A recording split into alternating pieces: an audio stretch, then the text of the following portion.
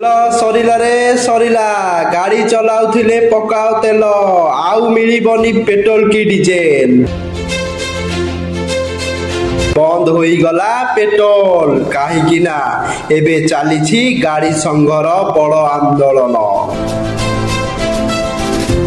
ଯାହା ଫଳରେ ଗାଡ଼ି ଆଉ ଡ୍ରାଇଭର ଚଲାଉ ନାହାନ୍ତି। ଏବେ ଚାଲିଛି ବଡ଼ ଆନ୍ଦୋଳନ। ତେଲ ନଥିଲେ ପକାଇ ନିଅନ୍ତୁ ନହେଲେ ଆପଣ ବି ହେବେ ହଇରାଣ। ସବୁଆଡ଼େ ହାହାକାର ପଡ଼ିଗଲା ଆଉ ପେଟ୍ରୋଲ ପମ୍ପରେ ନାହିଁ ଆଉ ବାହାରକୁ ଗାଡ଼ି ଆସି ପାରୁନାହିଁ। ଯିଏ ଯୋଉଠି ଅଛ ତେଲ ପକାଅ ନହେଲେ ଗାଡ଼ି ଚାଲିପାରିବନି। ତେଲ ସରିଗଲା ରେ କିଏ ପକାଇନ ଯାଅ ଟାଙ୍କିରେ ତେଲ ପକାଅ। ସବୁ ସରିଯିବ ତେଲ ଆଉ ନଥିବ ତେଲ। ଏବେ ହେଲା ଓଡ଼ିଶା ବନ୍ଦ